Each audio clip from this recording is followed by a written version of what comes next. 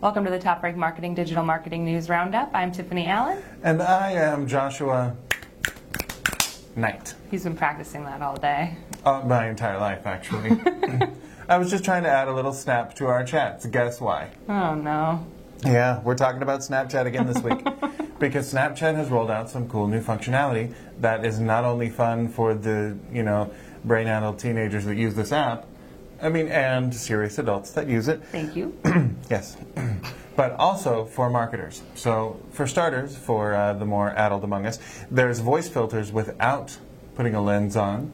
So maybe you want your voice to sound like a chipmunk, but you don't want to have like the filter giving you the big chipmunk cheek or the teeth or anything. So now you can do that. You put the voice filter on, and then you can without looking silly, because that would be the worst. I'm going to save so much money on balloons. Exactly. Helium is a rare and finite resource, so please stick with the voice filters. Fair enough. The other feature that they added is called backdrops, which is a freakish bit of future technology that we're going to use for this purpose. But you can take your little short video, trace the elements of the video that you want to be in the foreground, like you and your bae, and then you can add an animated background that will go like behind you and your bae. Interesting. Which is amazing to me. If it's explosions that you want to add to the background, it would be you and your Michael Bay. Just going to put that out there. I don't know, Josh. Right. Maybe we should just move on to the big news that is actually relevant to marketers. Yeah.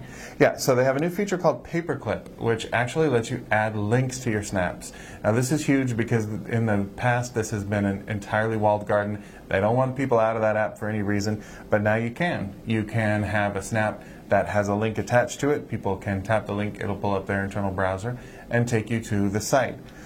So they've kind of put in a couple of measures to try and control the content. They're going to be using Google safety parameters for safe browsing, so you're not going to link to your malware or your viruses or any of that stuff. They also have a preview in that you can see before you swipe up to avoid the objectionable content that we all object to. It's fair. I object. So I feel like this could be great for marketers. I'm not so sure how good this is for Snapchat. It could lead people to spend less time in the app. Or maybe they'll start their own mobile web browser. Mm-hmm. They are a camera company. It's fair. So, they could do anything. They could be a browser company too. So I would say this is pretty exciting. As with all new stuff, it's tempting to jump right in on this. I would say use it cautiously and sparingly so that it maintains its cool and doesn't become like the new banner ad. You know what I'm saying? Yeah, I don't think anything's headed that direction yet, I hope. Well, actually, so have you heard of these Google posts? And now it's like a really weird question because it's like, of course I've heard of a Google, I've heard of a post. So basically they're posts for the Google My Business customers to share timely information with their customers right from the local panel. But they did confirm recently that those posts are actually removed after 7 days of being posted, which is kind of crazy. So if you have some real quick information you need to get across to your audience, that's a great venue to do it. The only exception, though, just so you're aware, would be event-based posts. So, like, if there's an event coming up, it'll end the day after the event versus, 7 days after you post. So if you're a planner and you get that up there early, they won't punish you for that. No, that's really sharp because then you could invite people to, your soda tasting party at your soda company, and you wouldn't have people a month later seeing that when they're hanging out near the soda shop and coming in expecting free soda and not getting any, which would make me grumpy if that were to have happened to me. I'm not saying it did. I did read your online review about it. It was scathing, but well written. Yeah, sorry, Yelp. I tried to keep it a little bit tamped down, but I couldn't. So frustrating. You know what else makes me emotional about Google? So much. They did a thing today that I found really surprising. They are testing this redesign for their mobile search results. As we all know, everything in the future is mobile. But what they're doing is they're running fewer ads on their search. So they've changed it so at the top, instead of 4 ads, there's only 2. At the bottom, instead of 3 ads, there's just 1. Interesting. So this is kind of giving more space to organic search, which I find fascinating as a marketer.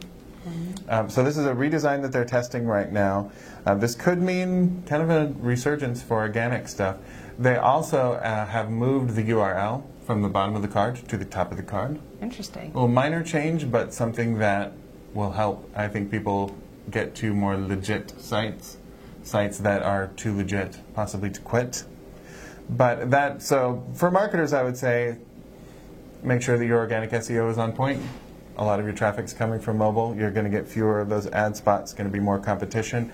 But also keep those URLs simple. Make sure that when people click on something, they can, or the search, they can see what your site actually is. And pay attention to those mobile bids, because those are definitely going to be going up if the competition is going up as well. So make sure you've got that covered for sure.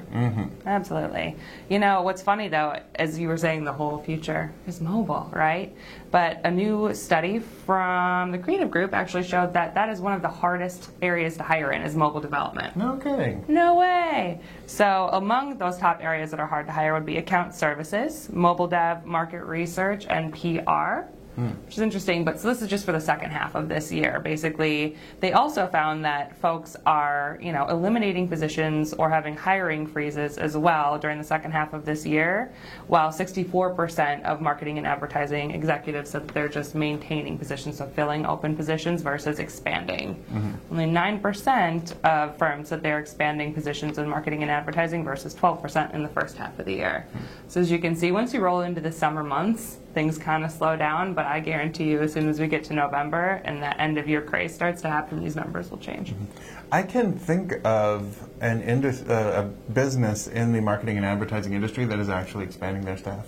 Go on. Yes. Turns out we are the 9%. Top Rank Marketing is currently hiring, so toprankmarketing.com/careers. If you're into content, if you're into SEO, PPC kind of stuff, we may have a spot for you. So please check that out if you're looking for a very cool place to work that lets us do very cool things like this video. Video, candy, drinks, all the things. Yeah. And then some. I love video candy drinks. I think we broke Josh today. We'll be back next week with more news highlights for you and maybe some Top Rank news here too. If you need more in the meantime, follow Top Rank at Top Rank or follow me at Tiffany_Allen. And you can get me on Twitter at Nitewrites. That's NITEWRITES. All right, we'll see you next week. Thanks for tuning in. Bye.